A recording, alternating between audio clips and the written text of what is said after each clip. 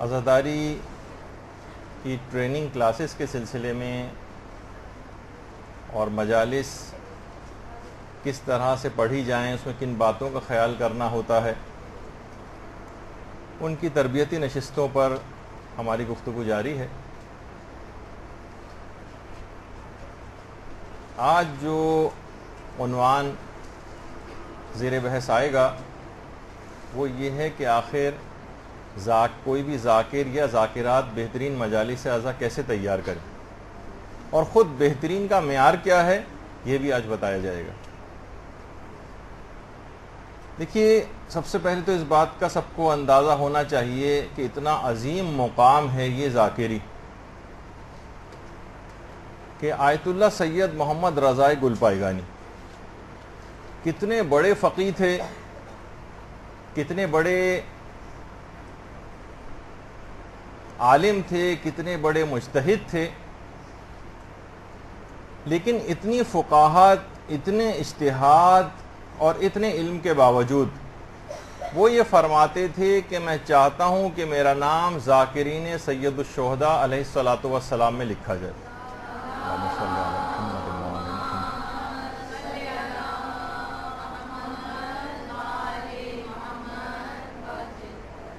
اور امام خمینی علیہ الرحمہ یہ بات بیان فرماتے تھے کہ 1400 سال سے اس مکتب کی حفاظت اسی ممبر نے اور ذکر مصائب سید الشہداء نے کی، یعنی اتنی اہم ترین چیز ہے یہ ذاکری۔ ایک عالم کا خواب نقل کیا جاتا ہے کتابوں میں کہ بہت بوڑھے ہو گئے تھے، 90-95 سال کی عمر تھی، اور ساری زندگی تصنیف و تالیف میں گزاری تھی، ساری زندگی کتابیں لکھتے ہوئے، دین کی خدمت کرتے ہوئے، لیکن مجالس اعضاء سے خطاب نہیں کرتے تھے۔ تو انتقال سے کچھ دن پہلے انہوں نے خواب دیکھا، اور انہیں خواب میں یہ دکھایا گیا کہ اگر تم مجلس اعضاء پڑھتے ہوتے تو تمہیں جنت میں یہ عظیم مقام دیا جاتا۔ ان کی ہر دفعہ یہ خواب دیکھنے کے بعد آنکھ کھل جاتی تھی، بڑا غور و فکر کرتے تھے، یہاں تک کہ انہوں نے تہیہ کر لیا، ارادہ کر لیا اسی 90-95 سال کی عمر میں کہ بستر مرگ سے باقاعدہ ان کو اٹھا کر لایا گیا، اور انہوں نے 15-20 منٹ کی ایک مجلس پڑھی جس میں ذکر مصائب سید الشہداء کر کے خود بھی گریہ کیا اور سامعین کو بھی گریہ کروایا، اور اس کے تھوڑی دیر بعد ہی انتقال کر گئے۔ تو آپ نے دیکھا کہ اتنا عظیم مقام جو ہے وہ حاصل ہو جاتا ہے انہی مجالس اعضاء کو پڑھنے کی وجہ سے۔ ایک خواب دیکھا تھا آیت اللہ شہید مرتضی مطہری نے، وہ خود فرماتے ہیں کہ 1962 میں شوال کے مہینے میں آیت اللہ بروجردی کا انتقال ہوا تھا 1962 میں۔ تو میں نے خواب دیکھا تھا، اور اس خواب میں جو بھی چیز انہوں نے دیکھی وہ تو بھی آگے چل کے بیان کرتا ہوں۔ انہوں نے اس خواب کی تعبیر سید احمد قمی سے جا کر پوچھی، جو اس زمانے میں تعبیر خواب کے سلسلے میں بہت زیادہ مشہور تھے، اور اتنے مشہور تھے کہ آیت اللہ سید حسین بروجردی بھی اپنے خوابوں کی تعبیر سید احمد قمی سے پوچھتے تھے۔ اس سے ان کی جلالت کا اندازہ لگائیے۔ فرماتے ہیں کہ انہوں نے میرا خواب سن کر کہا، خواب انہوں نے یہ دیکھا تھا، وہ کہتے ہیں میں نے خواب میں دیکھا کہ ایک مجلس اعضاء کہیں برپا ہو رہی ہے، اور سب لوگ مجلس اعضاء کے اندر شریک ہیں، سارے افراد بیٹھے ہوئے ہیں، اور آیت اللہ حسین بروجردی اس میں ممبر پر تشریف لائے ہیں، اور اپنا تعارف ہم ذاکرین کہہ کر کروا رہے ہیں۔ ایک جملہ کہہ رہے ہیں جس میں انہوں نے کہا کہ میں خواب میں بھی یہ بات محسوس کر رہا تھا کہ اتنے بڑے مجتہد ہیں، فقیہ ہیں، لیکن اپنا تعارف ذاکری کے طور پر کروا رہے ہیں۔ مرتضی مطہری فرماتے ہیں کہ میں نے اس زمانے میں کافی طویل عرصے تک یعنی مصروف تھے اور دیگر خدمات میں نے ممبر پہ جانا ترک کر رکھا تھا۔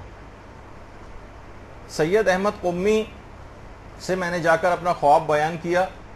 اور اس کے بعد خواب تو اور بھی بہت طویل تھا جس کا اتنا وقت نہیں کہ بیان کروں، کہ وہ کس طرح سے مصائب پڑھ رہے تھے، سید حسین بروجردی اور سب لوگ گریہ کر رہے تھے، اور پھر کس طرح سے وہ رحمت کے ایک سمندر میں غوطہ زن تھے، اس کی پوری تفصیل۔ سید احمد قمی نے کہا کہ مرتضیٰ مطہری، تم ممبر پہ جانا ترک مت کرو، اور اس کے بعد جو ممبر سنبھالا ہے پھر مرتضیٰ مطہری نے، یہاں تک کہ کلمہ حق کہتے کہتے اپنی جان دے دی، اور بم دھماکے میں